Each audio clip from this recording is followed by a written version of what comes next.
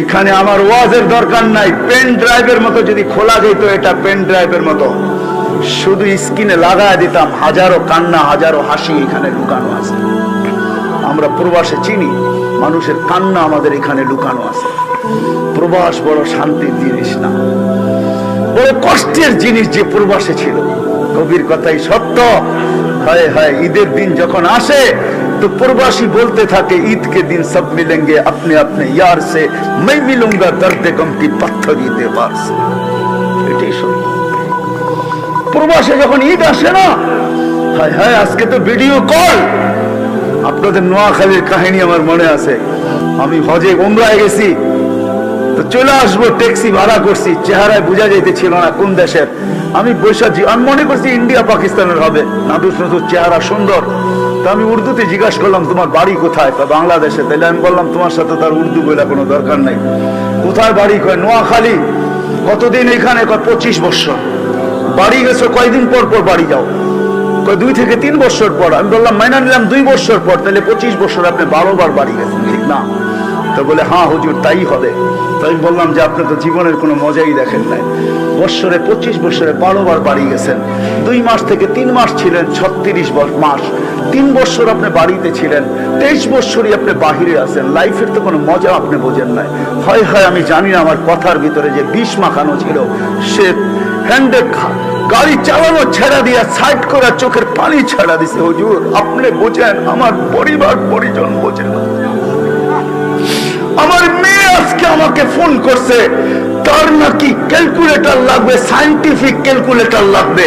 একটা ক্যালকুলেটর বাহির হয়েছে সায়েন্টিফিক, তার লাগবে। আমি ট্যাক্সি চালাই, সকালবেলা বাহির হই, বিকালে ফিরি। পোশাকটা আমার নিজের হাতে ধুইতে হয়। কখনো আমি এমন ক্লান্ত হই যে ফ্রিজের ওই ঠান্ডা খাবার খাইয়ে ঘুমায়া পড়ি। হায় হায় হায়। মা বাবা সন্তান হওয়ার পরে নিজের জন্য বাঁচে না। সাহাবী রাসূল বলতেছিল, ওই দিন থেকে আমার বাঁচা আমি ভুলে গেছি, তোর জন্য বাঁচতেছিলাম। হায় হায়, লম্বা কাহিনী। আমি বুড়া হইতেছিলাম, তুই জওয়ান হইতেছিলি।